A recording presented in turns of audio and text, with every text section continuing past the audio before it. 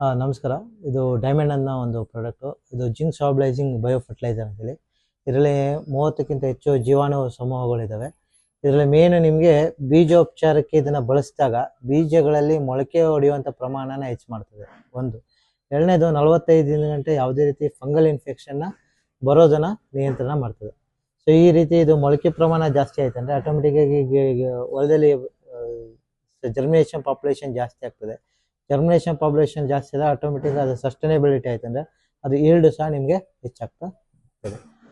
ಇದು ಮೇನು ಬೀಜೋಪಚಾರಕ್ಕೆ ಪ್ರತಿ ಎಲ್ಲ ರೀತಿ ಬೀಜಗಳು ಬರ್ತದೆ. ಕಡಲೆ, ಹೆಸರು, ಅಲಸಂದಿ ಮತ್ತು ಎಲ್ಲ ರೀತಿ ಮನೆಯ ಬೀಜಗಳು ಯಾವಿದೆ ಎಲ್ಲ ಬೀಜಗಳು ಇದನ್ನು ಸೀಡ್ ಆಗಿ ಬಳಸ್ಕೋಬೋದು. ಸೊ ನಂತರ ಇದು ಹಾರ್ಟಿಕಲ್ಚರ್ ಇದನ್ನು ನೀವು ರೆಗ್ಯುಲರ್ ಆಗಿ ಡ್ರಿಪ್ಪಲ್ಲಿ ಬಿಡ್ತಾ ಹೋಗೋದ್ರಿಂದ 15 ದಿನಕ್ಕೊಮ್ಮೆ ಕಾಯಿ ಬೇರು ಸ್ಟ್ರಾಂಗ್ ಆಗೋದ್ರಿಂದ ಕಾಂಡ ದಪ್ಪ ಆಗ್ತದೆ. ಯಾವಾಗ ಕಾಂಡ ದಪ್ಪ ಆಗ್ತದೆ ಅದಕ್ಕೆ ಈಲ್ಡನ ಹೂವು ಕಾಯಿ ಹಿಡಿಯುವಂಥ ಶಕ್ತಿ ಹೆಚ್ಚಾಗ್ತದೆ.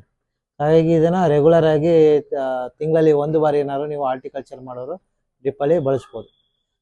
ಬಾಳೆಲೆ ಬೇರುಗಳ ಸಂಖ್ಯೆ ಜಾಸ್ತಿ ಮಾಡ್ತದೆ. ಹಾಗೆ ಎಲ್ಲ ಬೆಳೆಗಳಲ್ಲಿ ಬೇರುಗಳ ಸಂಖ್ಯೆ ಜಾಸ್ತಿ ಮಾಡ್ತದೆ. ತಾಯಿ ಬೇರು ಸ್ಟ್ರಾಂಗ್ ಆಗಿ ನಿಂತ್ಕೊಳ್ತದೆ. ಬೀಜೋಪಚಾರಕ್ಕೆ ಬಂದಾಗ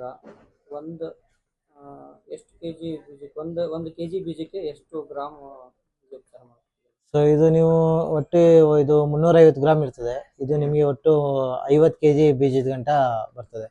ಸೊ ಏನಿಲ್ಲ ಅಂದರೂ ಇದು ಒಂದು 50 ಗ್ರಾಮ್ ನಿಮಗೆ 4 ರಿಂದ 5 kg ಬೀಜದ ಗಂಟ ನೀವು ಬಳಸ್ಬೋದು.